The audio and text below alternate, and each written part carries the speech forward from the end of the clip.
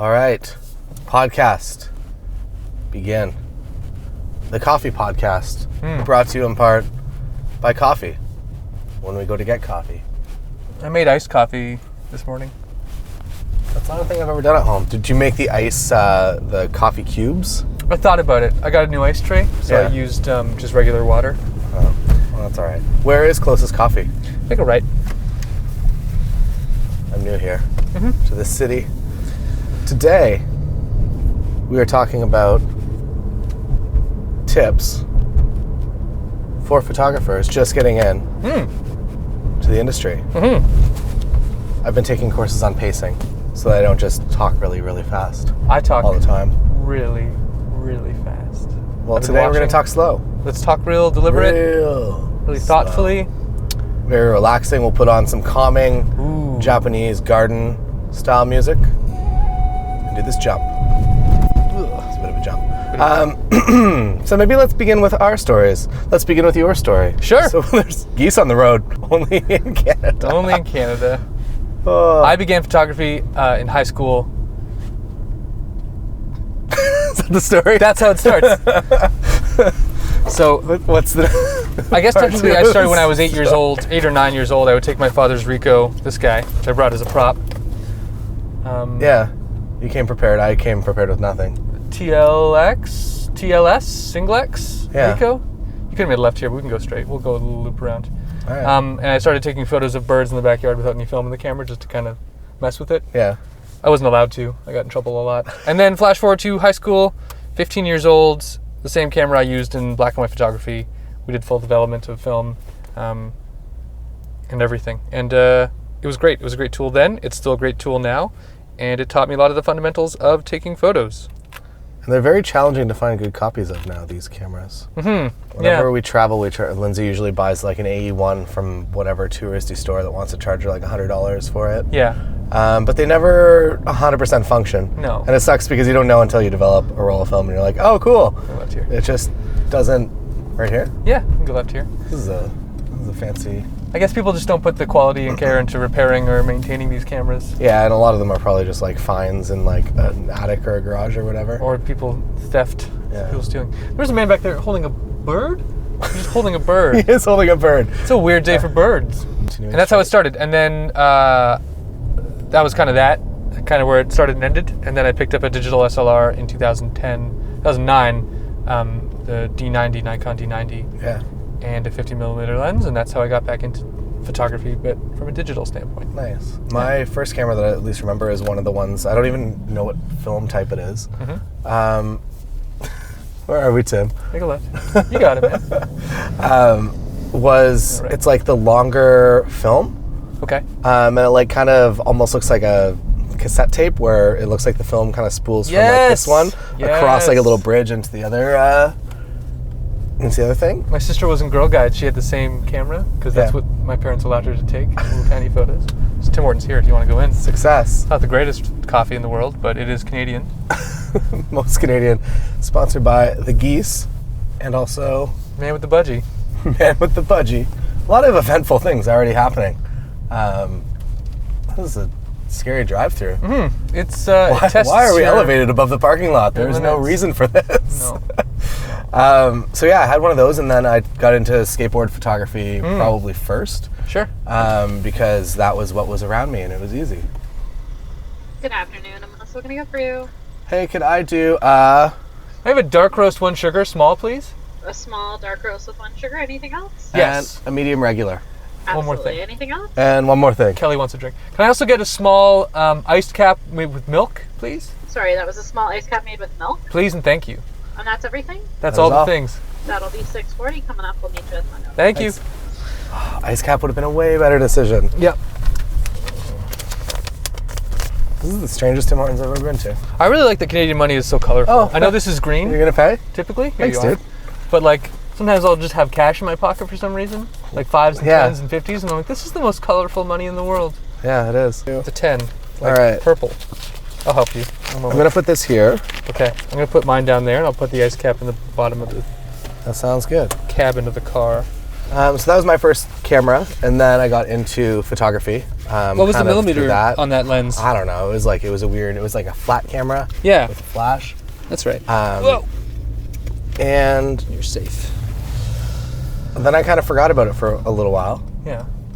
So I did some like skateboard photography, Mm-hmm. and then I got into snowboarding, and that just kind of became my life. And then again, the same thing happened that I just had access to was like a 2 megapixel Olympus point and shoot. Right. And I just started bringing it snowboarding with me because it was just a small little camera. Started taking pictures on like all the nice days, and really had no concept of what I was doing. I just knew that I liked to take pictures of my friends doing stuff, and Yeah. I was around snowboarding. So did that for a little while, and then I did.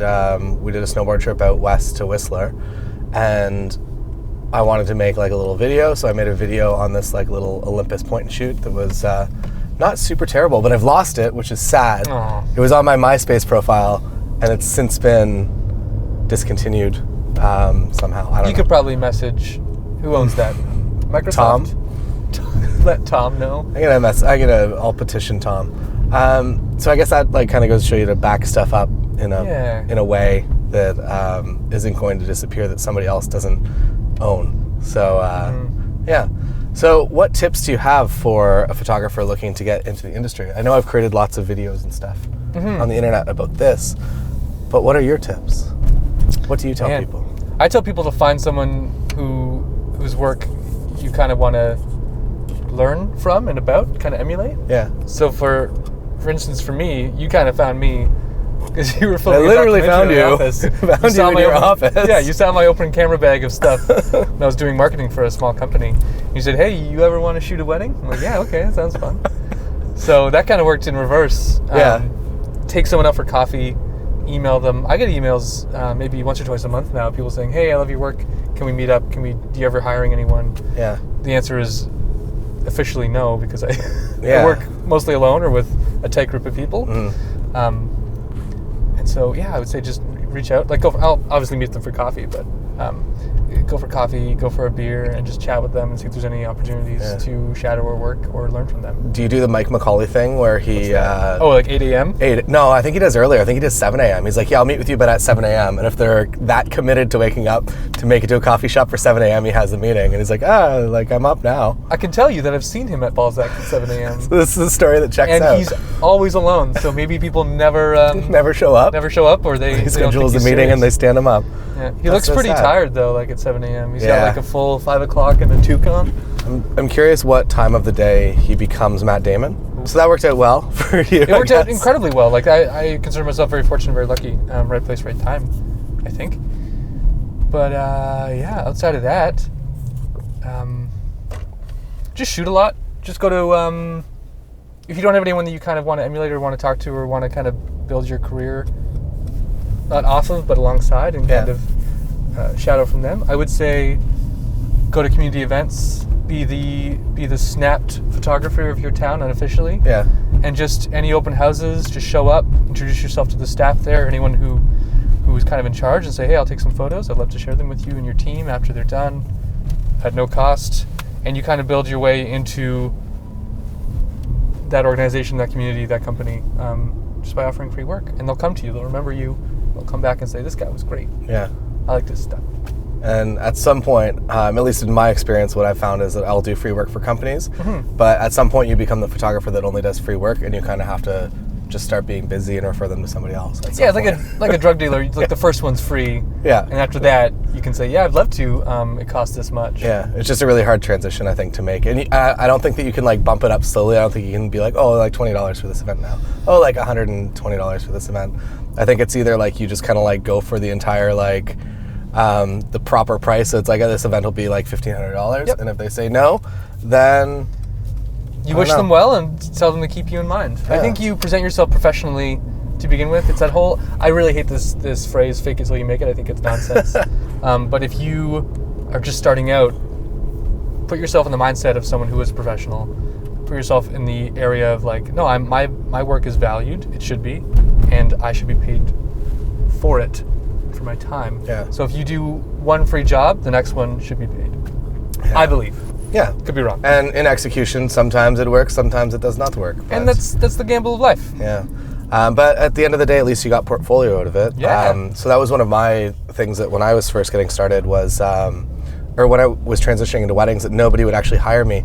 So when basically any inquiry came in, I was like, this is like a serious enough lead, and I have enough time at this point because I wasn't busy working, doing other things. I was just like office job, that I would offer them a free engagement shoot. I'd be like, hey, like if you want to come out and like try before you buy, we can go do an engagement shoot. I'll give you like 5 images. If you want more, I think it was like $25 an image or something. It wasn't that much. But my motive was actually like selfish, because I wanted more photos to put on my website of different couples. Absolutely. And they kind of also got a gain off of that as well. And then they also got to basically try my services before they actually booked the wedding.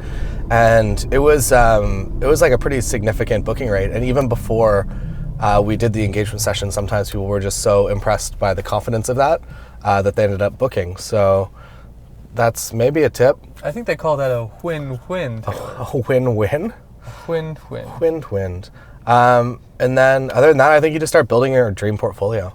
So when I was like first getting paid to do things, I would pick up like any job that I had. It was like, oh cool, you'll pay me like $40 to come like photograph this kitchen for like the marble tile company or marble counter company. Be like, yeah, I'll come do that. And I just picked up like every single job. And I started trying to like market that on my website to be like, yeah, I do micro stock photography and I do kitchens and I want to do weddings and I do portraits, and it was just like too much going on. Yeah.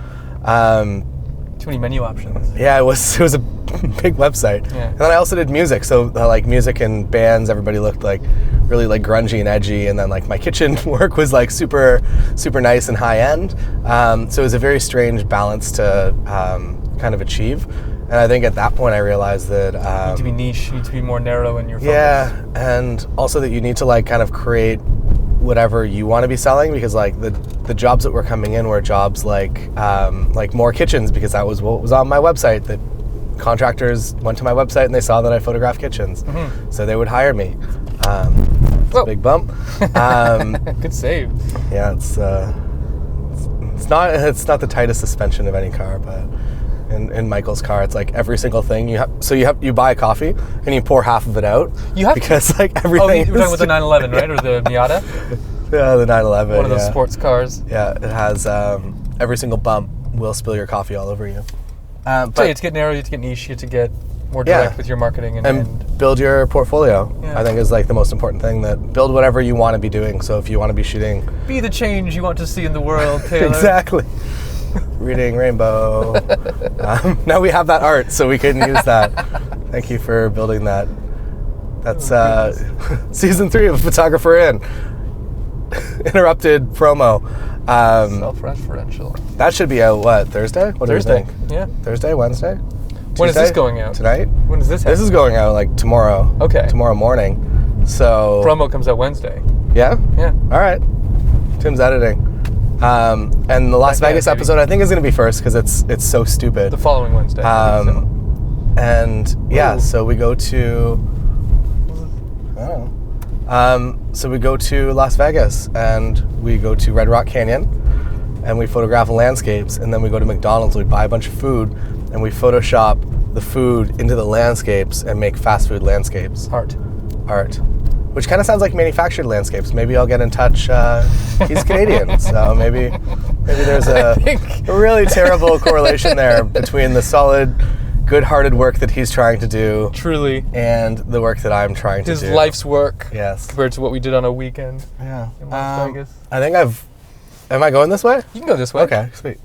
So yeah, I think create your dream portfolio, and also get like niche into whatever that dream portfolio is. You can't just you can't be doing everything, or you're not gonna succeed at anything. Another pro tip, which is just a pro tip for life: don't be like be a good human being. Don't be a weirdo. Yeah. Don't be. If you are weird, just try to be less weird, I guess. Yeah. I mean, be weird, but don't be like antisocial weird and scary weird. Yeah, and when you be a nice human being. And it's actually in the video that went up yesterday. Sure. Is if you're trying to connect a network with like wedding planners, anyone like that, just be like a normal person. Like Don't use templated emails. Don't come on too hot. Yeah. And just start relationships slow. And if it's somebody that you're kind of meant to work with and connect with and do future work together, it will probably organically happen. Or you can kind of like maybe force the organic process a little bit if needed. But don't just go from like 0 to commenting on every single photo they post within like 2 minutes of them posting it, because it gets a little bit weird, even though it's kind of nice and you probably have good intentions. Treat it like dating. Yeah. You don't propose on the first date. No, you I don't. hope not. I hope you don't. I'm sure there's a story about that. So yeah, Patreon content seems to be going well. Lots of stuff coming this week. Yeah, you have a lot of content coming out. Yeah, and it was accidental content. I've recorded like a live meeting, and then today or yesterday, so we're recording on Monday, wedding planner tips, or how to connect with wedding planners, and actually get relationships created and book work from it and refer each other. Mutually beneficial relationship. And then Wednesday, Thursday, I have 3 secret tips coming out that are super good and very, very easy to implement. Much easier than my super secret way to book weddings, which was like my video on Saturday, which requires a lot of work. Until next time, I'm Taylor Jackson. I'm Tim, Timothy Musa. And this is our coffee. I haven't had any yet.